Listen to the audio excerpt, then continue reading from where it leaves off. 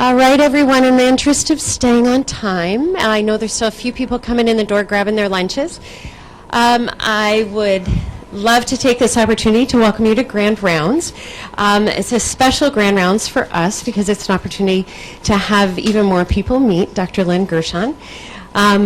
Dr. Gershon has been here since the very end of June, beginning of July, on faculty coming from the University of Utah, where she was the director of integrative health and well-being there for the last about 5-6 years, and prior to that had spent a decade in Milwaukee. We are delighted to have Dr. Gershon join the Division of Pediatric Hematology Oncology to develop a program in integrative health and well-being for the entire department. Dr. Gershon, I am thrilled to say, has started and is now doing inpatient consults and has done her first one in the PICU, so many of you will start to see more of her. She originally trained in neonatology, but for the last many years has been practicing in integrative health and well-being. She is a certified acupuncturist and also holds a certification in aromatherapy and aromatics, which was a new thing for me. I didn't know you could do that, which is wonderful. So she is highly trained in this area and has practiced extensively the last several years. A tremendous asset to our division and department. And she is going to introduce you to integrative health over the next hour and what this means to pediatrics and how this can benefit all of us who practice pediatrics. Thank you, Dr. Gershan. Thank you. Thank you. I am very, very excited to be here with you today. I chose this title because Dao means the way. And as I sometimes am fond of saying, my job is really to put myself out of business so that everyone approaches their patients, perhaps using therapeutic language and using a holistic approach, and really buys into that concept of a patient playing a role in their own healing. And so that really is what this is about. And I have nothing to disclose. And the goals are just to really to go over a little bit of the history, because it's always nice to know where we come from before we talk about where we're going. To talk a little bit about the modalities. Some people use the word complementary. We'll use that word a little bit interchangeably, and I'll go into a definition later. And just to talk a little bit about some of the research strategies. So let's start with our history. So Hippocrates is actually one of my favorite people. He was the first really holistic physician and really believed that the body was endowed with an ability to self-heal. Really espoused the ideas of natural healing and really noticed that there were individual differences in people's ability to deal with disease and in their ability to heal. And then come the bad guys, as far as I'm concerned, Aristotle and Descartes. And they decided that the mind and the body should be separate, that they're really not related, that we really need to separate the mind and the physical processes. And so that was really the first separation of mind and body. And as you know, in the 1960s, there was really a pretty big rise in complementary medicine. And therapies, but not always a lot of information to back that up. And so the public has been, since the internet has really exploded, has been bombarded with a lot of information, a lot of misinformation, and sometimes people really don't know what to think and really are looking to us to kind of help them sort out some of what's good information, what's true, what's helpful, what's dangerous. And so integrative medicine really grew out of wanting to answer those needs. We talk a little bit about some of the labels and complementary versus alternative. Alternative has come to imply that you would do something different than traditional allopathic medicine. And it's taken on somewhat of a pejorative term right now. So that And this, taking Laetrile, for example. So you won't do chemotherapy, but you'll go to Mexico and you'll get your Laetrile. So that would be an example of an alternative. And that is really the meaning that has taken on over time. Complementary and integrative have taken on, a relatively positive aspect to them. And integrative means that it's really embedded. And so that's why, in general, unless I'm referring to a complementary modality, something that's going to be used with something else that you're using, traditional allopathic medicine, you might hear me use the word integrative just because it's something that implies that embeddedness, that thing that it's part of the whole treatment. And I think this concept of stress, and we'll talk about this a little bit more later, but this concept of stress, of seeing the cost of when perhaps evolutionarily it was to our advantage to have a fight or flight response. To have that fight or flight response and that constant chronic stress or distress as opposed to eustress all the time, that there's really becoming a cost, not just for adults in terms of increase in autoimmune disease and cardiovascular disease and type 2 diabetes and all different kinds of diseases, but now we're starting to see that spill over into pediatrics. This quote, feel free to use this, is actually from me. It's true. Sometimes you need what I would call the yin of medicine, the underlying, the support, the meditation or deep breathing or whatever. And sometimes you really do need the yang of medicine. Sometimes you need surgery. Sometimes you need CPR. So just a little bit about, this is kind of pretty much the latest statistics from the National Center for Complementary and Alternative Medicine. 83 million adults, and we know from Sunita Vora's work from the University of Alberta on pediatric complementary and alternative medicine that children follow what their parents do. Often their parents are paying for their therapies. So $33.9 billion were spent on complementary and alternative medicine. So this is not only something that is being discovered more, evidence base is building, it is also a big business. And so that's something that we need to keep in mind. And so this is what I was talking about, that concept of yin and yang. It's people find a way to understand things in a way that works for them. For me, when I explain things, you may hear me explaining them in a construct of traditional Chinese medicine, because it helps to bridge that gap for me between traditional allopathic medicine and other types of medicine. So this is one of those examples.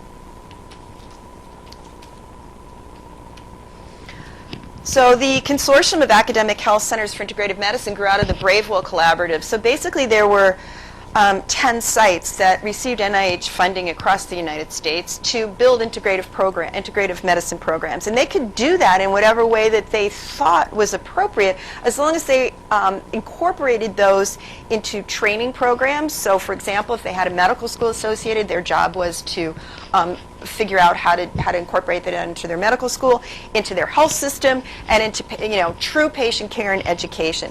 So you'll notice that some of the larger centers around the United States, particularly the adult centers, are still thriving and doing extremely well. Duke Integrative Medicine, it would be an example. Stanford, UCSF, University of Michigan, interestingly, same category, but not as much. So while they have a large reputation, other things, their reputation just purely for adult integrative medicine isn't as much as it is for some of the other centers. And why might that be? Where have they gone in terms of their research program? How have they been able to take those initial seed funds and go where they need to go? So it's kind of interesting.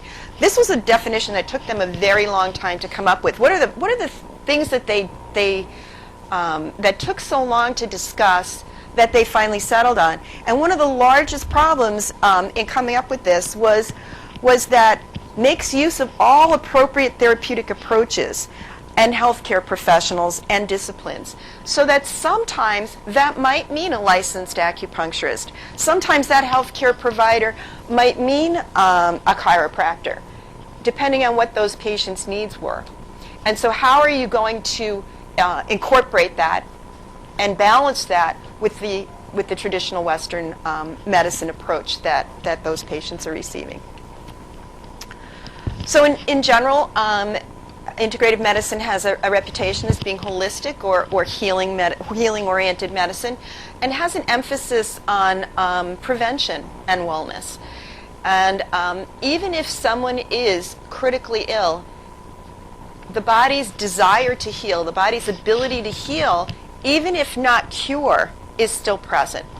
And so that's something that I would like to come across in this talk. I just put this up here because I thought it was really interesting, because it's from the Institute of Medicine, and it talks a little bit about how things are starting to change and systems are starting to change, and I thought it was just a very hopeful slide. Sometimes you hear a lot of despair and talking about medicine and how things are paid for and what things are paid for. But I thought that coming from the Institute of Medicine, that this was kind of a very hopeful thing, that that point that decision making is evidence-based is important, and that the patient is the source of control. So all of a sudden that shift of things being more patient-centered, more holistic.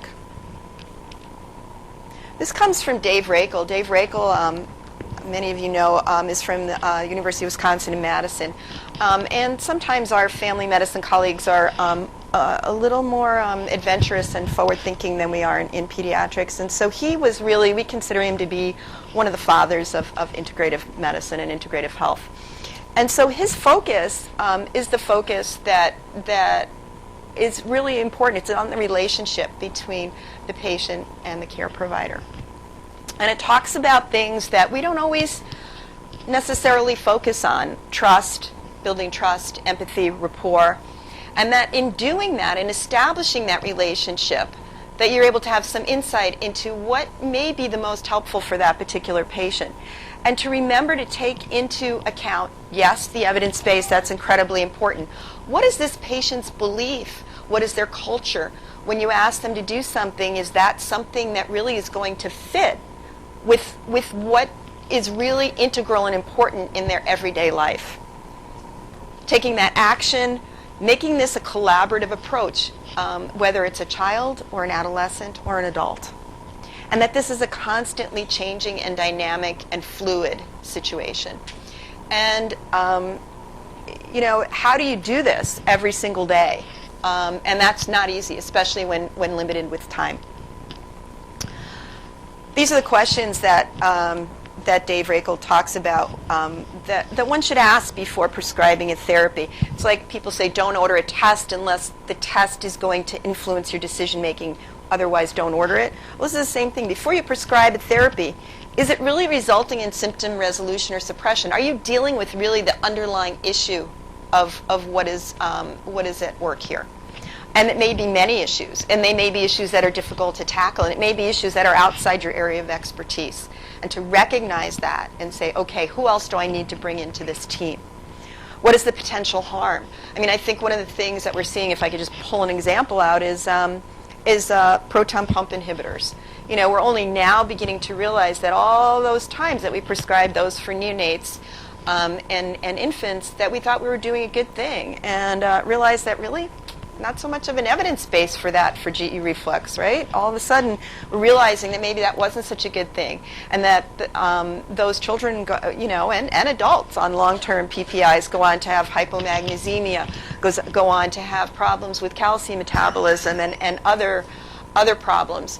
That now we're recognizing that sometimes there's an association with increased pneumonia, because you're suppressing that first gate for which is acid in your stomach of getting rid of bacteria. So just to start thinking about some of the sometimes we call them the misadventures, but that paying attention to the overall picture is really very important. What is the cost? What is the cost, not just in terms of financially, but what is the cost in terms of time for that patient, in terms of reasonableness, in terms of how that therapy is really going to fit into their life, and does the therapy match their culture and belief system? So this is, we call it a 2x2 table adapted from Cohen and Eisenberg. And recognizing that, particularly in pediatrics, we're kind of used to this. There's not always an evidence base, that many times we've extrapolated from adult literature, or there just is no literature. It's just insufficient. So if something is both safe and efficacious, great. We'll use that. We might recommend it, and we'll continue to monitor it. If it's a serious risk and there's absolutely no evidence base for it, then we're not going to do it. But it's this gray area where we're not sure. We don't have a lot of information about that. Let's make sure that, again, first doing no harm, and then let's see how things go. So keeping an open mind, but really sometimes erring on the side of saying, okay, we're going to proceed with caution here. Let's see how this goes.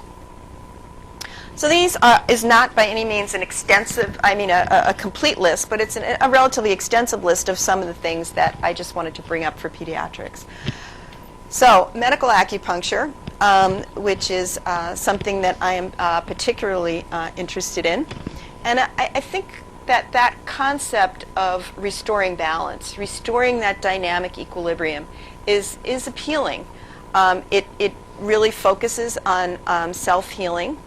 And the intention of the practitioner, the intention of the person who is using that acupressure point, putting in that needle, doing that specific thing. But isn't that intention of the practitioner important in whatever therapy that we're doing? And so I consider this kind of an analogy just for practice. There are different types of acupuncture. There's the traditional where we talk about needles. There's moxa where we may use heat over a point. There's non-insertive or acupressure, which we often teach parents. There's electroacupuncture, which is really used a fair amount in anesthesia, and also to access different parts of the autonomic nervous system. And Shoni Shin, which is a particular favorite of mine. It has to do with the principle that one doesn't need to go deeply in pediatrics, that the energy of a child in general runs closer to the surface. It's a little more accessible. So there's not always such a need to go into this deep needling.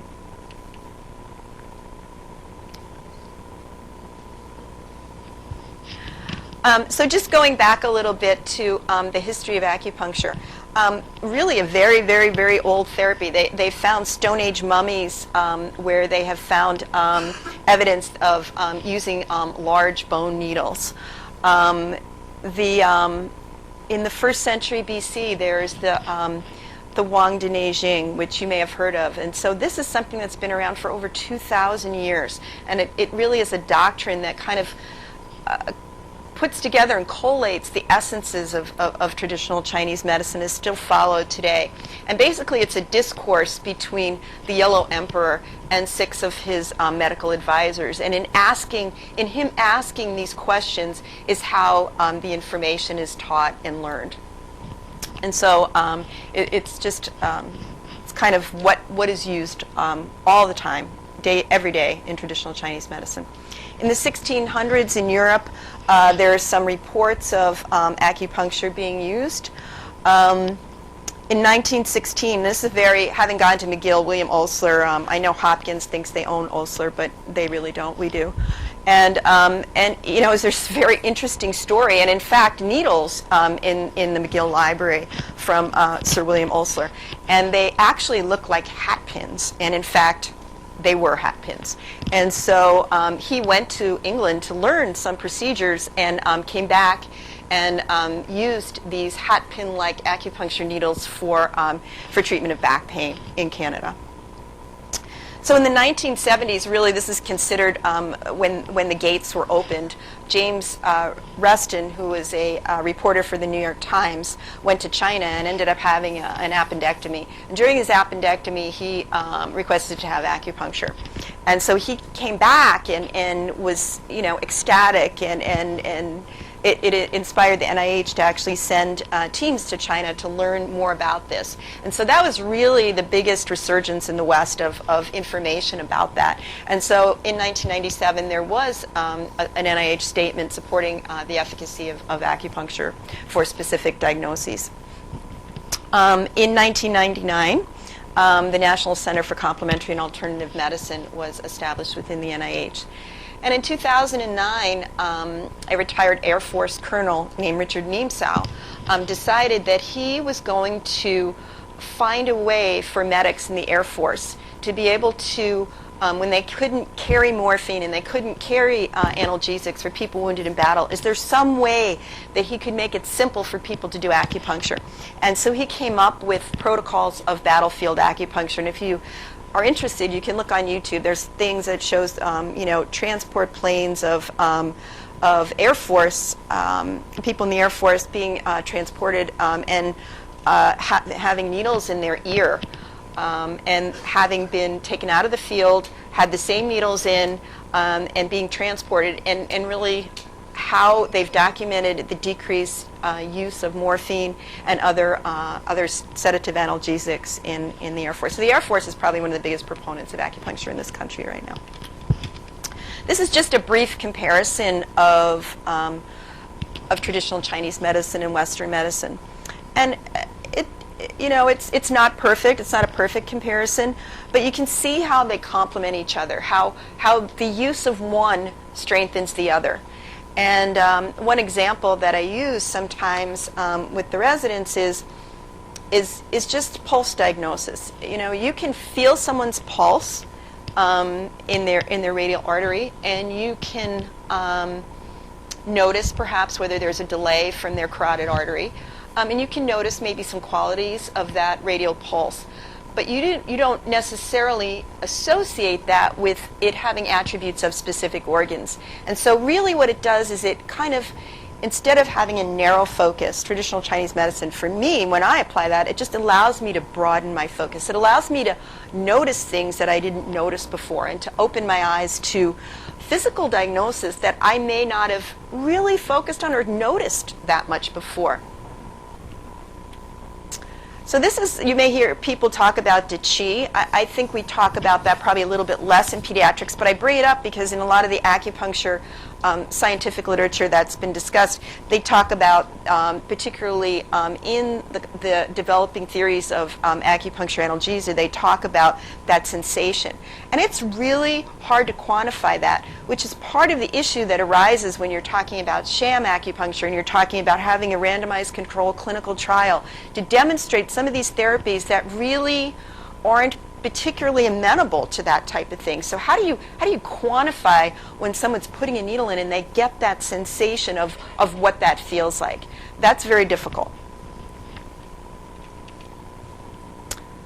So this is comes from work by Pomerantz in the late 1980s, and he took that concept of De Qi in adults and followed it through its whole pathway and really documented that release of dynorphins and enkephalins and natural endorphins, which then feeds back to the brain, which then feeds back to the spinal cord. And it really generates pre- and post-synaptic inhibition of pain transmission and the documented release of ACTH and cortisol that follows. So that was the beginning of really looking at the physiology of what goes on in the body during acupuncture treatment. And since then, there's been a lot of work using PET scans, SPECT scans, functional MRIs, and initially it focused on thalamic asymmetry and pain, and also work with in traumatic brain injury. And so this is just one example of an fMRI. And you can see on the far left the areas that lit up in patients who had pain. And areas of decreased activity using meridian acupuncture, so using specific acupuncture points that have been clearly defined over time. And that sham acupuncture had some effect, but not particularly in the major pain areas. not the same or not to as great a degree as using the actual points. So when you talk about areas of the brain that are affected by acupuncture, it's almost easier to say which areas aren't, because it's almost all of them. I wanted to talk about or bring this up a little bit, because sometimes the only part of a patient that is really accessible, and we have used this in the operating room, we've used this in the intensive care unit, when patients have a lot of things attached to them, a lot of wires, or you want to put in needles so that when a patient comes out of surgery, they already have their needles in. And we often use the ear for that. And so a lot of the original work on auricular acupuncture and the somatotopic distribution of acupuncture points really comes from the work of Nogier, who is a French acupuncturist. And the story goes that he started seeing patients, and they came in and they all had little scars on part of their ears. And he said, what are you guys doing? Why do you all have scars on your ears? And they said, oh yes, we went to the acupuncturist, and that person did a specific kind of acupuncture and little burning procedure, and now we don't have our back pain anymore. And he said, that's interesting. I want to know more about that. And so we don't necessarily do that scarification, although in China you will see patients and people who have those, and they say, yes, this is where my point is. This is the one you need to use. We don't do that, obviously, in pediatrics, but it's not done much here in the West. But Terry Olson, who is at UCLA and has spent his entire career mapping out, and he was fascinated by the fact that the ear is one of the very few parts on the body that has all of the embryologic tissues. So it has ectoderm, mesoderm, and endoderm, and that there are very few parts of the body that actually have all of those in one place. The ear is one of the very few places where you can access cranial nerve 10 on an external part of the body. There's the auriculocardio reflex, where you can touch a part of the ear and notice the change in amplitude at the radial pulse without necessarily a change in heart rate. And so this work is there's atlases written and many articles written about auricular acupuncture, and very, very effective and nice for kids. This I put in just because it was kind of some really fairly recent work on the use of adenosine receptors and how they really work in pain in acupuncture. So it's just I include that as a reference because I thought that was a really interesting article.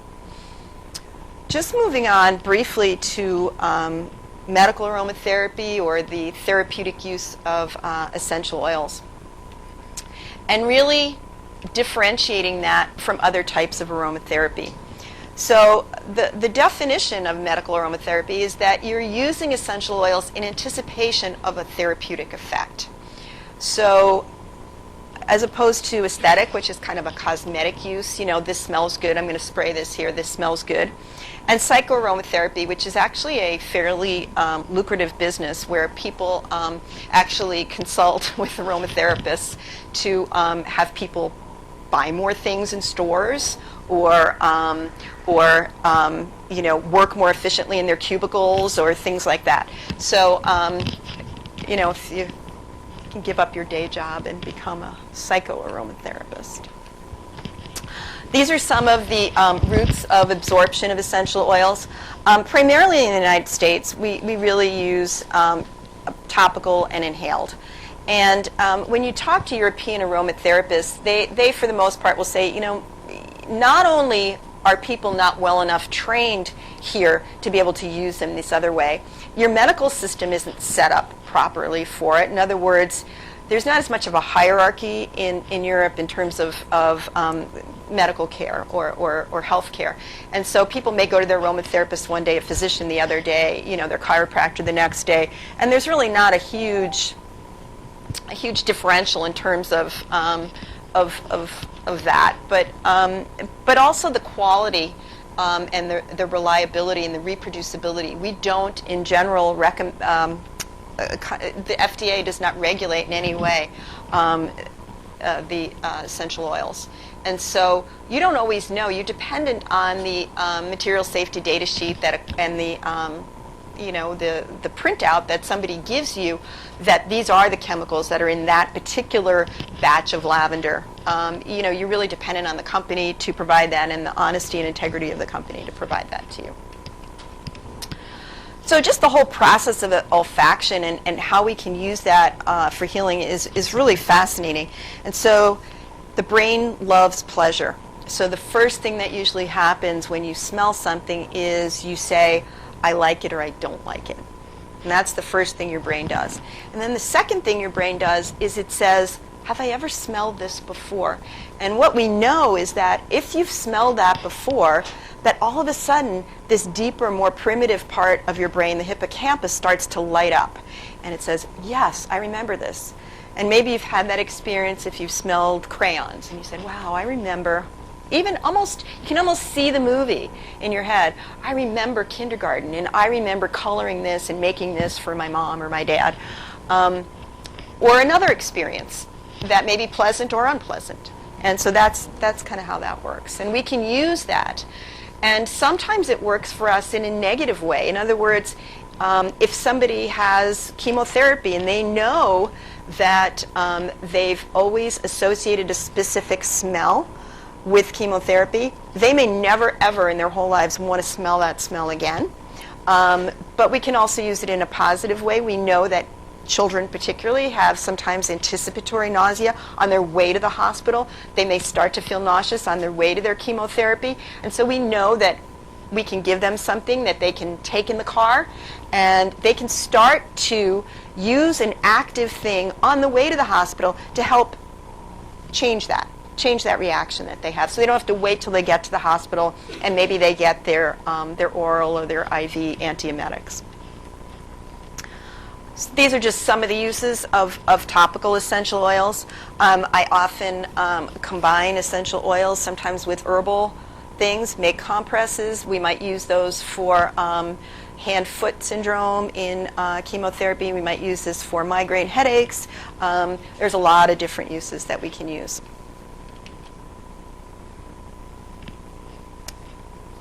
Nutrition, really the basis of everything that we do. We eat or we get nutrition every day.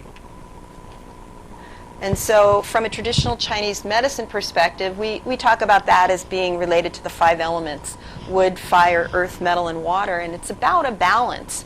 It's about, and this is the same concept that you may see in Ayurveda, in many other types of medical systems. If something is hot, you cool it. If something's cool, you warm it. So just kind of trying to go back and achieve that balance. And so that's the principles behind this.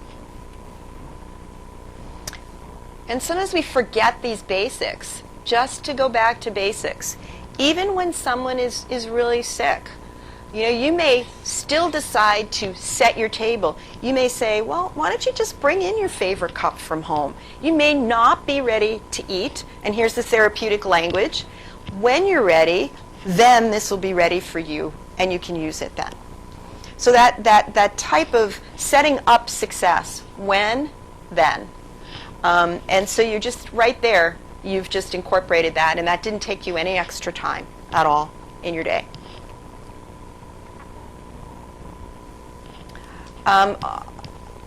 There's some controversy about raw food versus cooked food. In general, just gently cooking vegetables from a Chinese medicine perspective usually makes them a little bit easier to digest. That makes sense, right? And just that warming sensation, the sense of, and if you think about it, you can go back and think about how many times have you seen a constipated patient, and you put your hand, and you may not even, you may have to think about it and say, I put my hand on their chest, okay, that was pretty warm, and then I put my hand on their belly, and it kind of feels full, but it kind of feels cool, like cooler than up here.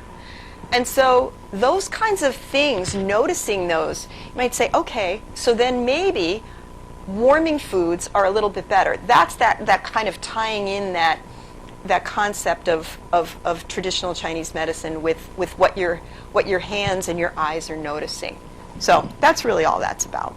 And that food has an energetic quality in general. Something that's grown in the ground, a root, has more energy than something that just quickly blossomed.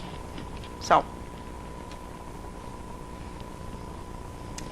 and I'm not a Jungian person, but I didn't actually know Carl Jung even paid attention to that. But he was very much into mandala, and so I just thought that was an interesting thing. So, guided imagery. There's so many incredibly well-versed and talented people in this hospital that use guided imagery. But again, this is something that you can incorporate into your day-to-day, everyday things, using what we say is the metaphor in the moment. You know, a child, when you go in a room, will often give you something. Sometimes they'll hold up a stuffed animal, or they'll do something that gives you a clue as to where they are right then in that moment. And sometimes you can use that, and that's kind of, I think, one of the gifts that pediatricians have. They do these things without sometimes even realizing that they're doing it. They just kind of pick up on what a child is doing, and they just start using it. And so taking that a little bit of a step further and getting more into the child's imagination is really what guided imagery is. Progressive muscle relaxation, meditative techniques, more touch therapies, massage therapy, Reiki, healing touch. Using yoga and yogic mudras, we've used hand movements and different things. You know, in many Asian dance, there is the concept of hand movement or mudra is used to evoke a specific level of consciousness. And so you can teach some of those to children to do that same thing. And that can be quite appealing to certain groups of children. Biofeedback, self-hypnosis, music therapy. Herbs and supplements. Sometimes controversial. Sometimes, you know, we just use them and it's just become like almost a standard that we start to pay attention to them. Vitamin D is kind of one of those that now has gotten a lot of press, so I'll just mention it briefly. Its role in asthma, in inflammation, in pain, in mood, in many things. One of the things that was really striking to me in Utah is that it's one of the sunniest states in the country, and yet the prevalence of vitamin D deficiency and insufficiency is huge. And so the other thing about vitamin D is 50 is the new 30, right? So you want, in general, to have a level closer to 50 if you really want to get that anti-inflammatory effect. So 30 is just barely cutting it. Zinc, again, depending on, people are often doing a lot of different diets. Maybe here people have had, you know, different nutritional things that they are deficiencies and weren't able to get their food as they needed it. But we know how important zinc is in the immune system. We saw a patient the other day. We talked about the role of zinc in prepubertal patients with sickle cell disease and preventing rehospitalizations, for example. A lot of evidence base for that. Magnesium, paying attention to magnesium in patients who have migraine, perhaps using it as first-line prophylaxis along with butterbur in patients who have migraines. Paying attention to magnesium deficiency with PPIs, as we talked about. We may use teas, tinctures, glycerites. I have those little bitter herbs up there. Many cultures use herbs. I mean, if you've gone to restaurants where they have the little fennel seeds or anise, when you go out, you take a little spoon and stuff. It's because, you know, these spices and herbs are known to have prokinetic effects. They're known to, just culturally, people have recognized this for, you know, forever. And so now we're starting to have a resurgence of interest in that. I have globe artichoke up there because of artichoke leaf and its role in inflammatory bowel, constipation, predominant inflammatory bowel disease, irritable bowel syndrome. So just kind of starting to pay attention to the role of the whole plant as opposed to what we abstract or take out as a specific part of that plant and make into a medication. And so there's a whole science now behind plant-based nutrition, plant-based therapy, instead of just using little parts. What is it about a certain thing, a food, a plant, that makes it work when all those things are together? What's different about that? And probiotics. Even in the news, I think in Pediatrics this month, they talk about the role of not FDA regulated yet for this specific use, but the addition of probiotics of a specific type in patients to prevent necrotizing enterocolitis. That study was done in Montreal. Very interesting. They actually went back, and it's always appealing to hear how it's also a cost saving. They figure for every child that is saved from death or a severe bout of necrotizing enterocolitis, it costs $260. So they actually went back and actually did the financial impact as well. Spirituality and health. A lot of patients wish that their doctors talk to them about their spirituality, but in this particular survey, only about 10% of people did. But that there really is a relationship between their measures of religious commitment and measures of health, that there is a correlation. It's interesting that as time has passed, that more and more medical schools are starting to add this to their curricula, and that it really is occasionally, sometimes, and more often than we think, something that is really important to our patients. Kenneth Pargaman, if you're interested in reading any more about this, he talked about the aspects of positive and negative spiritual coping, so that if someone perceived with their religious beliefs that they were being punished, or that illness was a punishment for something bad they had done, in general those patients did worse, which maybe isn't a surprise, but the fact that somebody actually looked at that, and so understanding how your patient conceptualizes their illness in terms of their own spirituality or religious beliefs may be very important for them. So encouraging you to include that as part of your histories and evaluations. And I just think this is a great way to remember. Just a quick little acronym. You may have seen this before, FICA. What is your faith and belief? Are you more religious or more spiritual, or are you neither? How important is that to you? How do you see that as playing a role in your healing? Tell me about your religious community. Is there someone that you would like us to access for you? Is there some way that we can involve the chaplain? Can we do something about that for you? It's not that you as a physician or a care practitioner have to do everything, but it's more that you have shown that you recognize that as an aspect of a patient's healing, and that you want to address that for them and help them address that.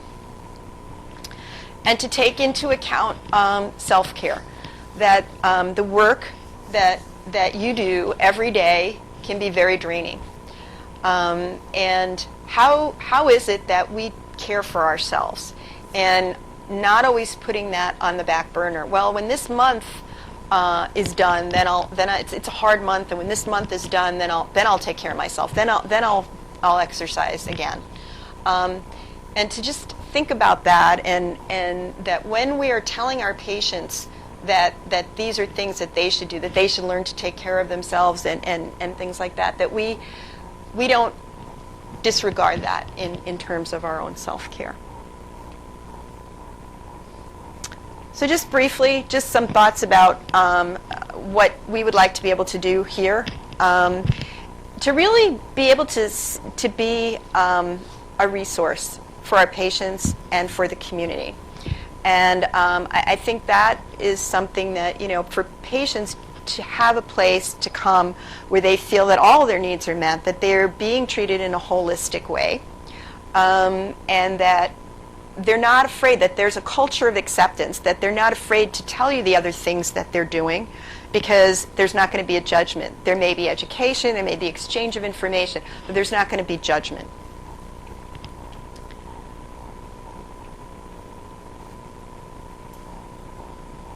and that we begin to develop ideas about best practice.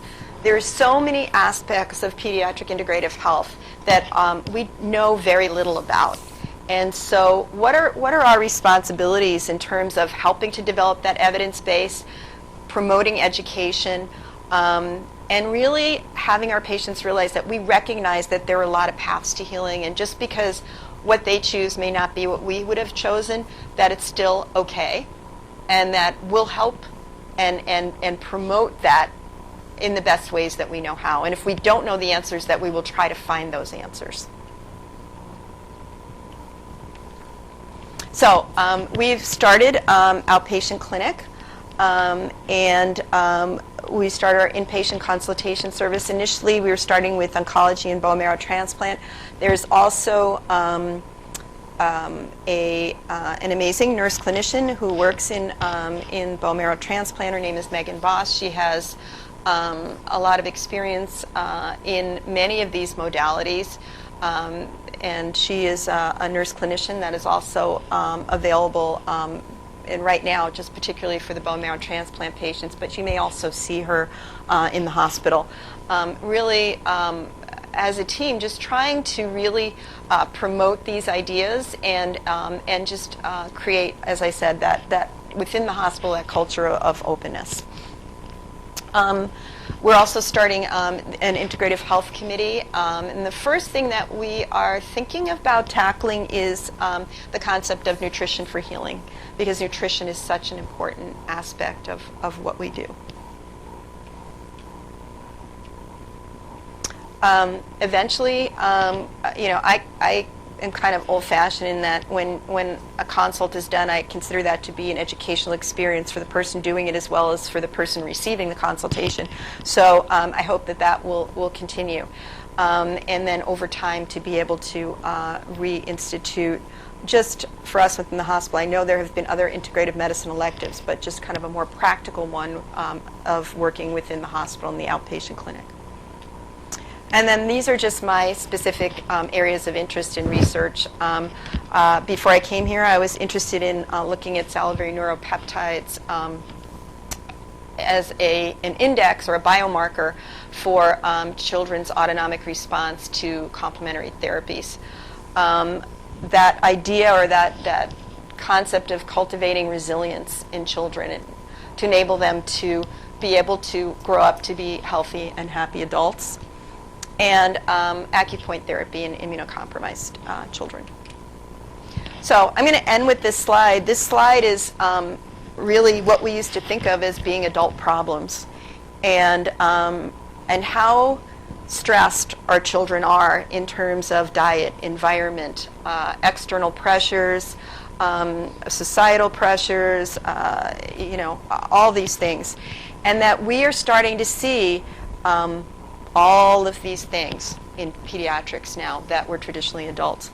And I put over to the far right that MUPS. I haven't heard that term here very often. It's something that they're talking about a lot on the West Coast, a lot on the East Coast, about medically unexplained physical symptoms. When I was training, the concept of conversion disorder or having a manifestation in your physical body of stress was an incredibly rare thing. It was very rare in pediatrics, and we're starting to see this more and more and more. Whether it derives from a previous illness, whether it's an injury or a trauma is a particular tipping point for a child. But children coming in saying, I was a cheerleader, I straight A student, did really, really well, and I woke up one morning and I just couldn't walk. And you can't find anything physically wrong, but clearly there's something wrong. And so we're starting to see more of those things. Functional abdominal pain might be another example of that, what we used to call functional abdominal pain.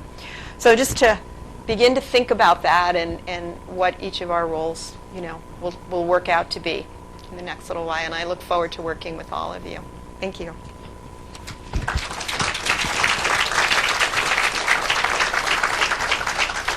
Any questions? Anybody has? Yeah.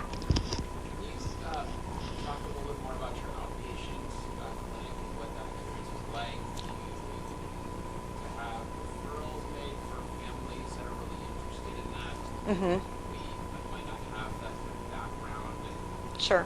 patients being. Sure. So referrals are yes, very welcome. I see patients in Journey Clinic, so on the 9th floor. And really, it starts as a general consultation and an overall evaluation of the patient, and then kind of an exploration of what types of healing modalities that they may be doing at that particular point. What are they interested in?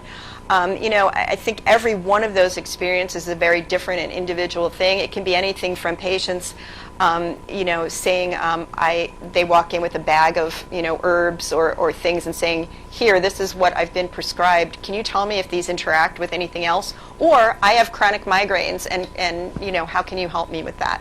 So specifically just chronic pain issues, not as much, because I really focus a little bit more on the non-pharmacologic things.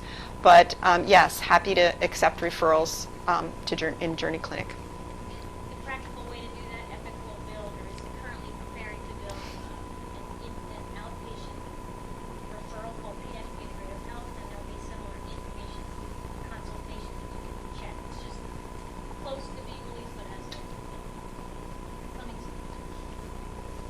Yes. Curious about your thoughts about nutritional healing, because there's often debates we have about being a model for health, and yet we give kids things that are terrible for them, so we try and take away sugar beverages and comfort foods, but we call them comfort foods for a reason, when they're sick and makes them feel better. What are your thoughts about that? Trying to reconcile comfort versus health. So the question is about comfort versus health, and kind of how does nutrition fit into that?